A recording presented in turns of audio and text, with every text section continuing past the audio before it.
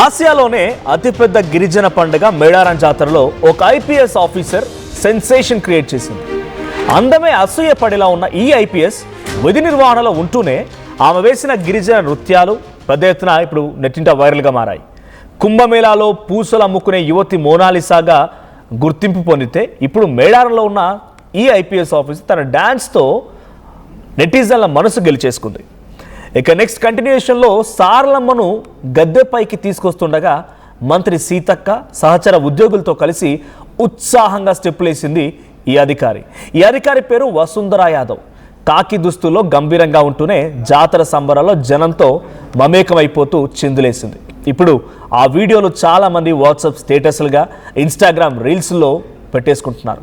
మేడారంలో మెరిసినటువంటి అందమైన ఆఫీసర్ అంటూ వీడియోలు షేర్ కావడంతో నెటిజన్లు ఆమె బ్యాక్గ్రౌండ్ గురించి తెగ వెతికేస్తున్నారు. ఇప్పుడు ఈ బ్యాక్గ్రౌండ్ మీకు చెప్పబోతున్నాను. ఈ ఐపీఎస్ అధికారి పేరు వసుంధరా యాదవ్. ఈమె కేవలం డ్యాన్స్తోనే కాదు, తన జీవిత పోరాటంతో కూడా అందరికీ స్ఫూర్తిగా నిలుస్తున్నారు. ఉత్తరప్రదేశ్లోని ఆజంగఢ్కు చెందినటువంటి వసుంధర కంప్యూటర్ సైన్స్లో ఇంజనీరింగ్ పూర్తి చేశారు. తన తండ్రి ఫరూబీ యాదవ్ కళ నెరవేర్చడం కోసం ఐపీఎస్ను లక్ష్యంగా పెట్టుకున్నారు. 5 సార్లు విఫలమైనా కూడా ఎట్టి పరిస్థితుల్లో పట్టు వదలకుండా ఆ రకంగానే ముందుకు వెళ్తూ ప్రిపేర్ అయిపోయి ఆ పట్టుని సాధించే ప్రయత్నం చేసింది. ఆ తర్వాత ఐపీఎస్గా ఉద్యోగాన్ని సాధించింది. 6వ ప్రయత్నంలో 5 సార్లు విఫలమై 6వ ప్రయత్నంలో తన సత్తా చాటింది ఈ ఐపీఎస్ ఆఫీసర్. 2023 బ్యాచ్ ఐపీఎస్ అధికారిగా నిలిచారు. ఇక నాన్న కోరిక నెరవేర్చడమే తనకు అత్యంత సంతోషకరమైన విషయమని ఆమె గర్వంగా చెప్తూ ఉంటారు.